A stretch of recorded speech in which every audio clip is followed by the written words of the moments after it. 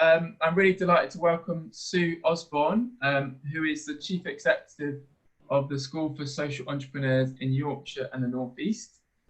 Sue is a social impact leader, a qualified business coach, and an impact measurement consultant.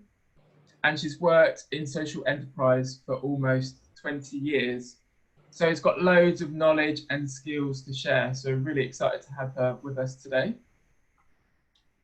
So Sue has around kind of a 30-minute presentation prepared, and then we'll have time at the end to look at the questions that you've raised. So do put them in the chat function and I'll pick them up at the end. So over to you, Sue. Thanks very much, Mike, and good afternoon to everybody in the UK, and good morning or good evening, depending on what time of day it is, to any of you that are joining from overseas. I'm delighted to spend some time with you today talking about how to adapt impact measurement to the pandemic and beyond. This is a difficult time for many people, and it's an opportunity for us to just look at impact measurement in the light of the circumstances that we find ourselves in. Mike's already done the introduction. I am the director of the School for Social Entrepreneurs in Yorkshire and the North East. I work as an impact consultant with a wide range of clients. I also work as a social auditor. So for those organisations that choose to prepare a set of social accounts, I will chair their verification panel meetings and sign off their social accounts.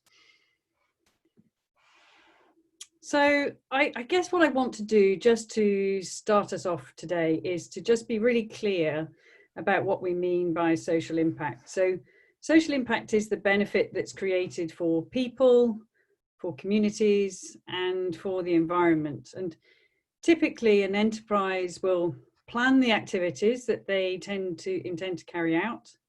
They will put these into practice.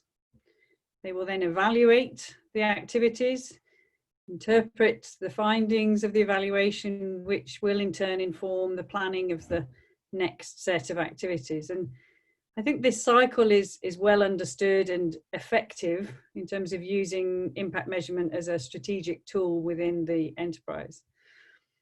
And I'm making this point and labouring it a little perhaps because all too often I hear enterprises being tasked with measuring impact in a particular way to suit the needs of a funder or perhaps to suit a marketing plan. And whilst I recognise that those are also key elements to what you need to do as an enterprise, for me, measuring your impact should first and foremost be about supporting you to know what your organisation is doing really well, and also to identify what it's doing less well so that you can change it. And it will tell you overall whether you're meeting your vision and your mission.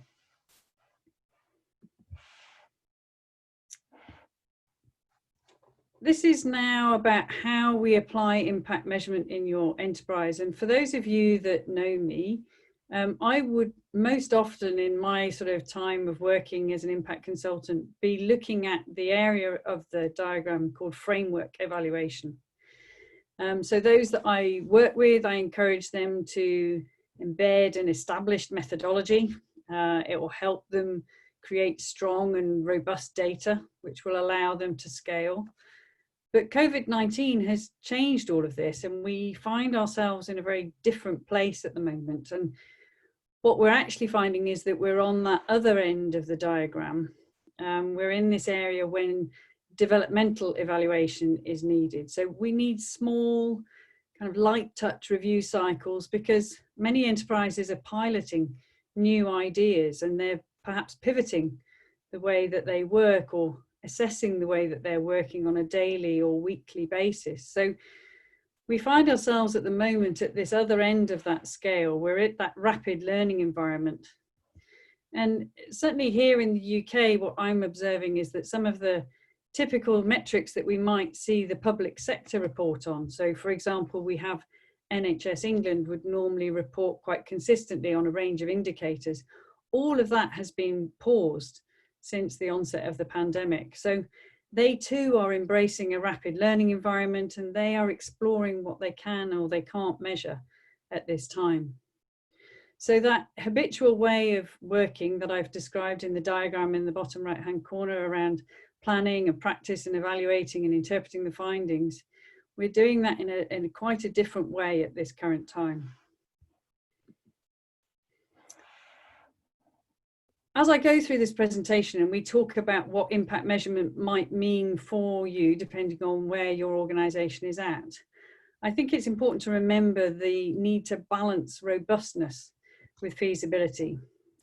We need to be practical, especially at a time like this, about what impact measurement is really feasible at this current time, but we also need to recognise that if it's too light touch or if it's even non-existent, then you're not going to get any useful information through. But I do recognise in a rapid learning environment, you can't do intensive impact measurement, and that will actually detract from other activities that you might have planned. So in the work of the last sort of 3-4 months here at the School for Social Entrepreneurs, I think what we've identified is, if you like, sort of 4 broad thematic responses to COVID-19. And I added the 5th at the bottom based on some feedback that I received last week. So that one's in there too. But what we're finding is that many organisations are pivoting. So they are working out new ways of working. So they're carrying on with what they're doing, but they're having to do it in a slightly different way. We've then got organisations that are piloting. So this is providing them with an opportunity to try new ways of working, to explore different new ideas. However, inevitably, we have got many organisations that are just pausing. They are finding this time really challenging for them to carry on. And so they are using this time to press the pause button and to think more strategically about what that might look like for them when they feel able to re-emerge after this period of time. I would say it's a minority, but we are certainly seeing some case studies of enterprises that are proceeding. They are continuing as business as usual. And in fact, some of those we're even seeing thriving. So for example, there was a bicycle enterprise that I'm aware of that is doing brilliant business at the moment. And then there are those that are, as was pointed out to me last week, panicking. And they are, to be frank, covering off all of those different thematic responses day by day, week by week. It's changing, it's shifting, it's moving all the time, and it's creating a really turbulent time for them. So out of respect for those of you that feel you sit in that category, I've included that piece at the bottom, panicking. So what does that then mean in terms of impact measurement? And we're going to explore each of these in turn as I go through my presentation. But if you think about pivoting, so this is about adapting your way of working. What you're really looking to do is try and get real data and get it online. So often enterprises will get a lot of impact data through face-to-face contact, perhaps through questionnaires or surveys, chatting to people, focus groups. But now you're having to move some of that into doing that online.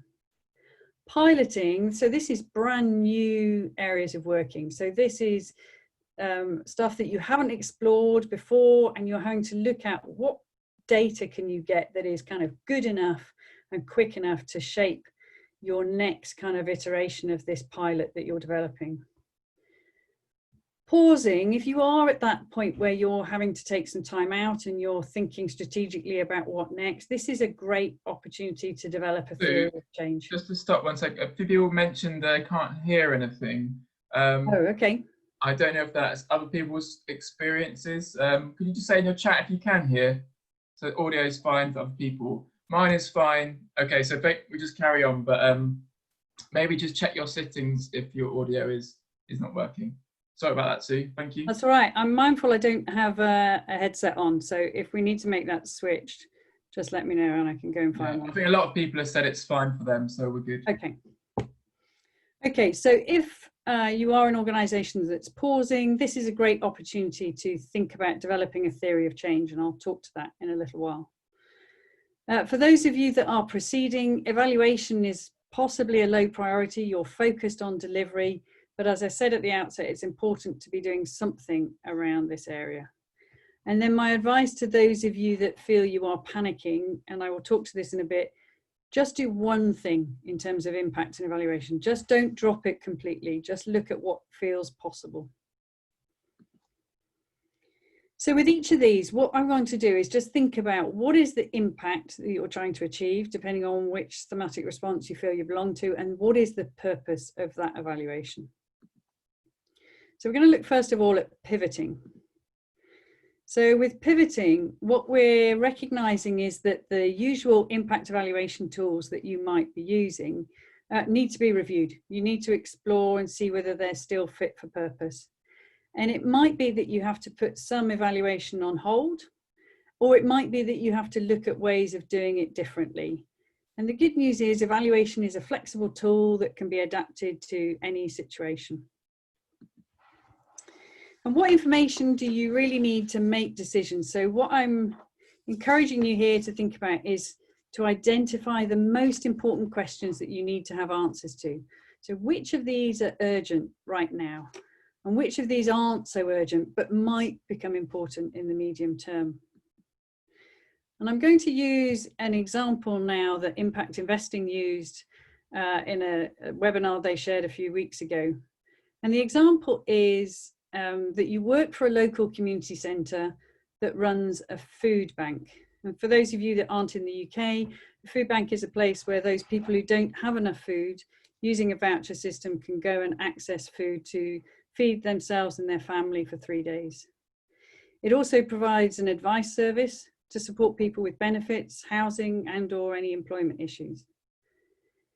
What's happened since COVID-19 is that the food bank is still running, and the advice service is now provided, but just via a phone only. So this might be the kind of key questions that come up for you. What are the key issues that people need help with when they ring our advice service? Do some groups have different issues to others? And the reason these questions are key is so that you can tailor your support. How many people are using your advice service and food bank, and how does that compare to before COVID-19? And this is important to be able to monitor demand and allocate resources. And then thinking about how many of those people are first-time food bank users so that you can understand those changing needs. And then being clear on who are you not reaching so that we can identify people who might be falling through the gaps. What do people think about our advice service and food bank, and what difference is it making? So you can understand what good looks like and maintain good quality and spot ways to improve it. And to what extent are we improving people's well-being so you can understand the long-term effect of the service and show its importance.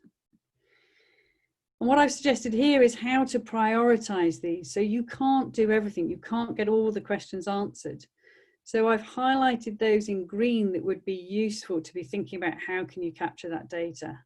And then recognize, although it would be interesting to know, removing those questions that are in red just reduces the amount of data that you're needing to collate. Okay, I'm going to talk about piloting. Mike, was there anything that was coming up in the chat box relevant to pivoting? Or shall I carry on? I think carry on. There were no specific questions around pivoting. Okay, great stuff. So piloting. So this is where an organisation is trying something new. So this is brand new. It's come up as an opportunity through this last 3-4 months of the pandemic. And it's an opportunity to have a go at something different. And always it's critical to collect that impact data. But being realistic, it's got to be fast-paced methods and it's got to be real-time data. And what needs to happen is that real-time data needs to allow you to make sense of what is happening in this emergent dynamic. And for all of us, we know that the situation is changing and evolving almost daily, but certainly week by week. So developmental evaluation, which was on the left-hand side of that graph, is far more consultative. It's much more about deciding together. What does this mean? What are we seeing? What are the patterns and where should we head from here? So it's quick, light cycles of data that allow you to then make rapid responses and changes to your offer.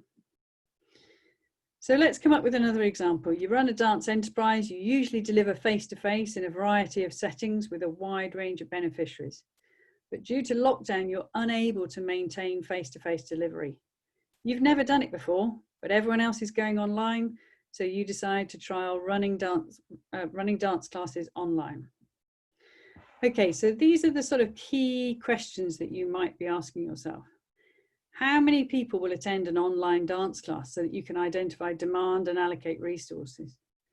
How many of these people are attending classes for the first time so you can understand a changing market?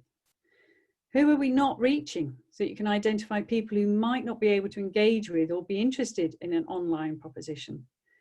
What do people think about online dance classes so that you can understand what good looks like and spot ways to improve it? And to what extent are you improving people's well-being so you can understand the effect of online dance classes and show it's important? And remembering that it needs to be real-time data and quick and easy. So here are just some examples around how to capture some data quickly. So how many people will attend an online dance class?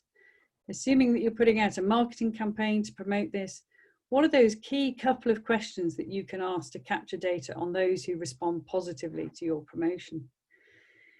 Thinking about when you start to run the classes, when people are attending your classes, use a simple poll. Software such as Zoom has got great, really simple polls that you can populate. You can get key data then about your attendees at the point when they join or they leave the class. And what do people think about online dance classes? You can invite some verbal feedback at the end of the session. You can use the reactions button. You can use the record button to capture those verbal responses. You can write them up. You could approach a couple of people to see if they'd be willing to have a slightly longer conversation with you. You could even perhaps capture a quote or a case study. None of this needs to be time consuming. It's just quick data that allows you to understand how your dance classes are being received by your participants. And again, to what extent are you improving people's well-being? If people are coming back a number of times, you can adapt that entry and exit poll to ask a handful of questions. And if you vary those questions, then you're getting new information each time, which builds on what you've learned from before. So remember, when it's about piloting new ideas, it's about getting good enough data and asking yourself, what does this mean? What are we seeing? What are the patterns? What, if any, difference is it making? Okay, I'm going to pause, just checking in. Mike, shall I carry on through? Yes, do carry on through. And just to remind to everyone, if you've got questions, do post them in the chat, and we've got a space at the end to kind of talk about the questions you've raised, but also we can potentially interrupt if it's pertinent to the rest of the group. Thanks, so, yeah, Mike. carry on. Okay, so pausing. For me, there's two obvious, if you like, activities to do at this time. So many times when I'm invited in as an impact consultant, I will be shown a drawer full of surveys and data that's been captured. So people have been diligent about asking people to fill out questionnaires at sessions they've run, but then they're shoved in a box and they're put away. So this is an opportunity for you to capture and look at all of that survey data that perhaps you haven't analysed before. Have a look at what was working well pre-COVID. What might you need to change when you re-emerge? But overall, the world is changing, and it's interesting for you to use this time to think strategically about what kind of enterprise will you be when you re-emerge. And so my encouragement would be that you think about developing or refreshing a theory of change. And for those of you that aren't familiar with a theory of change, what a theory of change does is it illustrates the need that you are addressing. So within your enterprise, you are clear about the need you're addressing, and you're also clear about the aim of your organization. So different enterprises may be looking to address the same need, but you all do it in a slightly different way. And it takes you in your theory of change from that need you're addressing, the aim of your organization, and everything that happens in between. So it clarifies what are the outputs, it helps you understand what are the outcomes, it will allow you to identify what impact measurement tools you need. And if you keep it as a refreshed tool, it will make sure that you keep having a regular focus and attention on your impact measurement plan. So for those of you not familiar with the theory of change, I'm just going to spend a little bit of time just talking through this one that Big Society Capital have shared online. And it's a useful way to just map out your organisation. And although for some people the preference is to get straight into the measurement tools, think about what questions they want to ask, I really do encourage the clients that I work with to take the time to do this, because it allows you to be really clear about your outputs and your outcomes, and you can overlay then from this a monitoring and evaluation framework and build up your whole methodology. So on this particular, yeah. Sorry to interrupt. One person, Rachel, asked about the difference between outputs and outcomes. Would you mind just quickly? Yeah, okay. So it's a great question. The sort of quick and easy answer is to say that outputs are generally things that can be counted. So it could be number of people attending a session, number of meals served, number of trees planted. Outcomes are different in that they are all about a change. So it's a change that has resulted as a consequence of the intervention of your enterprise. And it's important that these are measured in different ways. One of my kind of personal frustrations, if you like, is that often people just stop at the outputs bit, they count things. But really, in terms of impact measurement, it's the change and what change you can evidence that becomes the interesting piece. So let's see if it becomes clear as we go through this example. So first of all, the aim of this enterprise is to improve the physical and mental well-being of older people who are socially isolated. So in terms of the activities and the outputs, what they are planning to do is they're going to run some outreach work in care homes, GP practices and community centres to build a customer base. So this is about delivering physical activity sessions in key locations. They're going to offer tailored one-to-one sessions for older people with specific support needs. So lots of things that can be counted in there in terms of locations that they're running the services at and the number of people that they're engaging with. Underneath the activities and outputs box is a box called inputs. And this is the piece of data that tells you what is needed to actually carry out those activities. And more often than not, we're talking resources, whether it's financial or human resources. So here you can see they're talking about securing finance from social investment funds, they're talking about recruiting staff and volunteers, and they're talking about running promotional activities for the service. So the inputs have been identified, the activities and the things that are going to be counted have been identified. And then the question comes, so what? And I use this question quite a lot when I'm working with clients. So what? What is the difference that you're making with your intervention? Why are you doing what you're doing? And this is where we then start to identify the short-term outcomes and long-term outcomes. And for some organisations, depending on the nature of your service, it might be there's also a column for medium-term outcomes. And what those timeframes might be will vary depending on the nature of your organisation. But to use this example, the short-term outcomes that they have identified are improved physical and mental well-being for older people in communities, older people feeling less isolated from participating in engaging activities, a reduction in the amount of falls and injuries for older people. But what's the long-term difference that this intervention is going to have? So the long-term outcomes are that the service is going to promote the physical and mental health of older people, and that this is replicated across the region. And that overall older people feel more happy and healthy through taking part in these sessions. Now, when you're identifying outcomes, having identified them, it's then important to understand how are you going to, if you like, test them or work out whether those have actually been achieved. And this is the box at the bottom which says indicators. So the indicators are the tools, if you like, that you're going to use to tell whether or not you've achieved those short-term outcomes and those long-term outcomes. Mike, just to be clear, I'm not putting those circles and things on the screen, so I'm not too sure how that works. Okay, I think it's, if people are annotating, perhaps if you could avoid that, because it appears to everyone's screen, that would be great. Thank you. So a couple of the indicators that have been listed in there: percentage change in physical activity participation for older people, or percentage reduction in falls for older people taking part in the service, or level of awareness about the benefit of physical activity for older people amongst practitioners.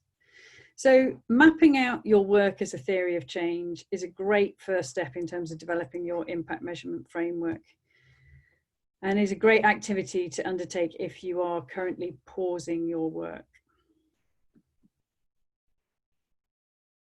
There's one question that important question that Corrie raised, which I think would be good to talk about now. She said, "I've understood theory of change to be a way to look into the future and develop outcomes. When the world is changing so rapidly, how can an organisation know what types of outcomes may be achievable?" Yeah, so generally I would say that if you are active in this rapid environment, it's really difficult to use that theory of change as a tool at the current time, because it is sat very much at that linear evaluation side of the graph, and it's about using that with sort of longer term plans. In terms of outcomes, when it's a much more of a rapid learning environment, the cycle is much shorter.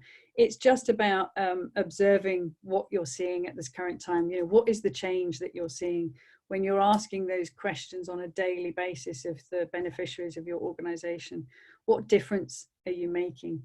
And it's quick, and it's, if you like, a little bit dirty in terms of it's not, you know, thorough data, but it's about trying to understand short-term, really short-term outcomes.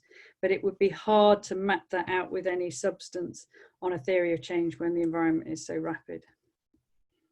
Thank you, Sue. That's really helpful. Okay, proceeding. So for lots of organisations, they are that are proceeding, they possibly already have a well-established monitoring and evaluation plan. But for those that don't have an embedded evaluation into your work, what I've done is just building a little bit on the theory of change that we were talking about just now, just having a think about defining those indicators and those sort of sources of indicators that you might be using at this time. So just picking up this, how do you know that a change has happened? And I guess there are two real ways of being able to do this. There's the subjective way, and so this is where measurements that relate to that individual's perspective. So it's that individual telling you how they feel and how things are for them. And there is perhaps an objective way, which is then about looking at measuring change in a way that is unbiased by an individual's perspective. So that might be, for example, the number of times someone has visited a GP regarding their physical health. And what I'd encourage you to do in this situation is to think about each of your stakeholders, and for each stakeholder, identify the outcome, and then think about the indicators that relate to that outcome. So there's just one example that's on the screen there. So this is that chance for you, if you are proceeding, if you are carrying on, you may already have your evaluation framework already well established, but if you don't, this is helpful to think about. And I think at this current time, we're thinking a lot about health and well-being. I'll come back to that. So just to be clear, in terms of data sources, there are a number of different data sources. So we often will focus only really on primary data sources. So that might be the surveys that we use, or the focus groups, or the data coming through from the interviews. But there are other sources in terms of perhaps membership data or data reported to funders. So definitely seen a lot of data being shared by funders under this current climate. And then there are, of course, secondary sources of data. So census data, or wellbeing scores, or media analysis. So data is available in different ways. When we're talking about well-being, I was just exploring here a few different options. So if you're wanting to use some well-being indicators, you can use those that exist already. Warwick and Edinburgh wellbeing scales are very familiar. Or you can adapt those wellbeing indicators that already exist, but make them more suitable to your needs. Or you can just start afresh and design your own wellbeing indicators and think about what would be suitable for you. But making sure that if you are carrying on, that you're thinking about what do those outcomes look like and how are you going to test them. Just a small piece here now on this fifth thematic response of panicking. And my view really is just keep it simple. If you've got a lot going on and you're struggling with everything that is happening at this time, just keep it simple. Identify for yourself just a couple of key questions. What's working, what's going really well, and what's not working, and what do we need to change? And if you're doing that on a daily basis, it's allowing you to then just understand the journey that you're traveling. And for those of you that feel able to, just trying to keep a diary or capturing those daily thoughts will be really useful for you. I just want to conclude just to think a little bit about 5 different types of data. I think in this current pandemic, we're really looking at the top 3. So we're thinking about the user data, the information on the characteristics of the people you're reaching.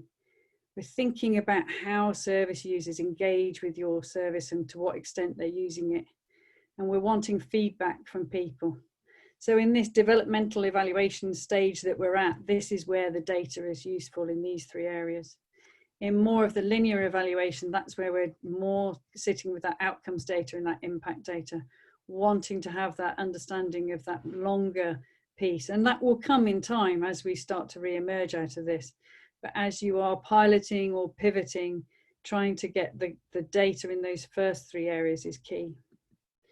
And just a reminder really with all of the data that you're capturing, and I'm really clear that where people are perhaps working from home now, it may be that they have taken data home, they're using it on the different computers to what they might be using at work. Just keeping data safe is really important. So be really clear and open and honest with the people you're working with as to what you're going to do with that personal information. Make sure you keep it lawful. Do you have that person's consent, and would they expect you to collect and store their information in that way? And keep it secure. Really think about where you're keeping it safe and keep it to a minimum. Only collect and use and keep what you actually need. And at that point, Mike, I will hand it back to you to share with me any questions. Thank you, Sue. And yeah, thank you so much for that. And I think it's such an important area that if we grasp well, can be such a powerful tool to be able to showcase the impact that an organisation is making, both for funders, for supporters, for ourselves, to kind of motivate us that actually what we're doing is worth it. So really, really helpful. Thank you. So if people have questions, do post them in the chat and I will post and I'll raise them to Sue. Just having a quick look now.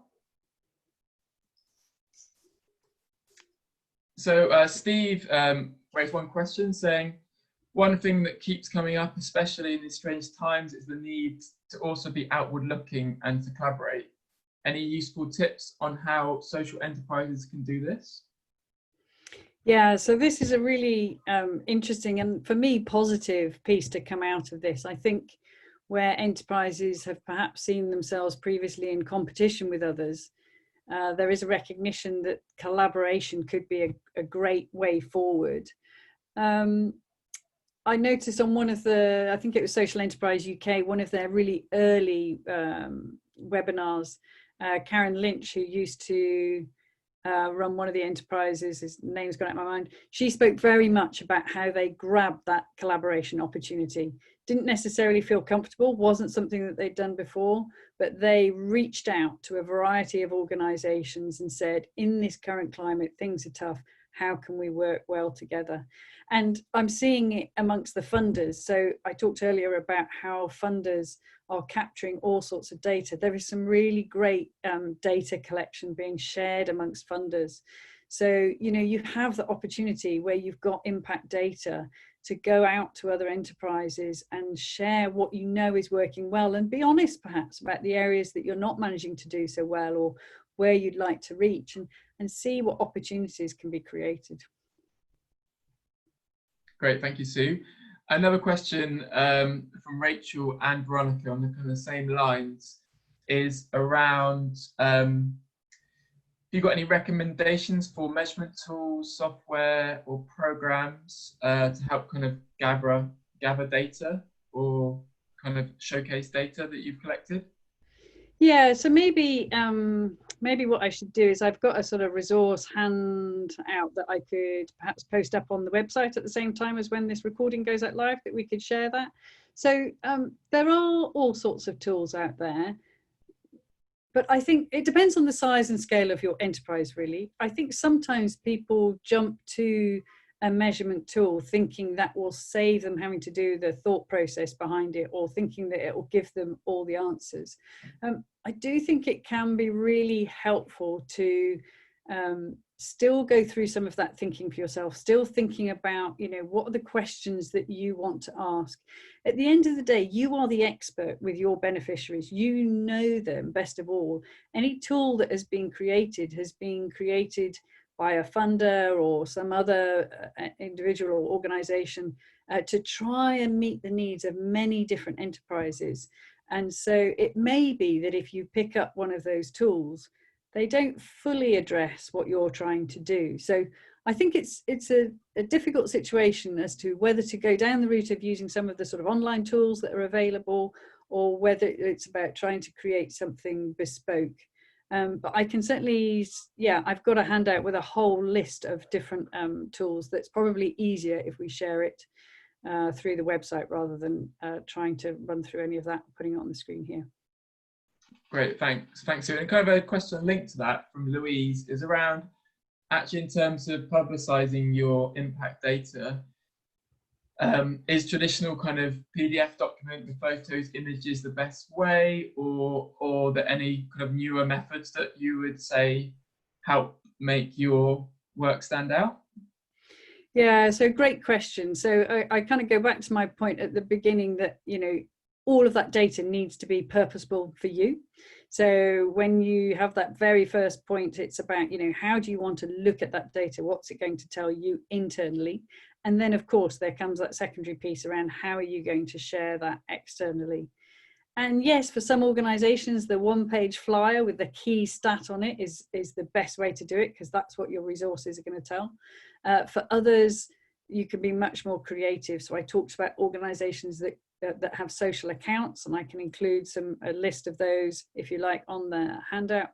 But I've also seen some really brilliant impact stories being told through video and photos, and getting people to be much more creative, or drawing graffiti walls. So they're actually sort of showcasing what they're doing in a really visual, pictorial way. So I think it's all about playing to who is the audience that you're trying to reach, and how do they want to see that information, and what's going to work the best for them.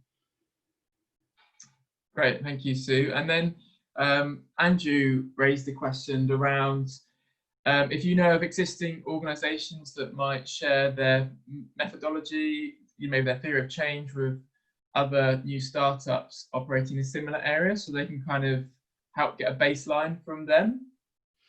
Yeah, so Social Value UK, Social Audit Network are two national entities that on their websites you can see the impact reports, the social accounts, and they will have theories of change embedded within each of those. So that can be a good place to just go and have a first kind of trawl. But you can also just stick it in Google. If you put theory of change in Google, or another phrase that tends to be used is logic model, which is pretty similar, you will get some great visuals coming up, and you can just explore and see what people have done and created. But I think certainly on Social Value UK and Social Audit Network, I think you can, with both of them, kind of categorize. So you can say, you know, I'm interested in, say, Forest School impact reports, for example, and then you'd be able to look at theirs, and potentially they would have a theory of change embedded in their impact report.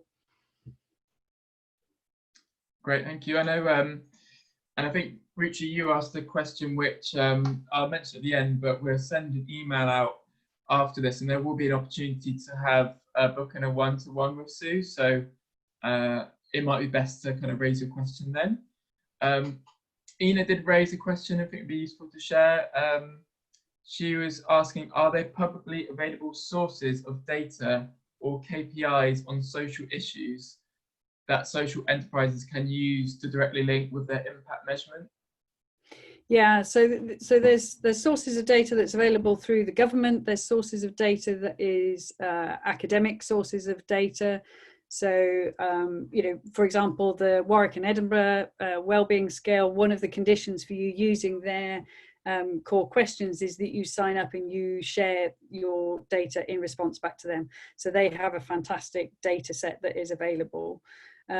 There's lots of different sources of data, and it really depends on what you're looking for as to where you would need to go. But again, it might be easiest, I think, Mike, if I just list out some ideas within that handout, and we can and put that through that way. Yeah, that sounds great. Yeah, fantastic. Well, I think thank you for your questions and comments and interaction today. It's been really great to have you all on this webinar.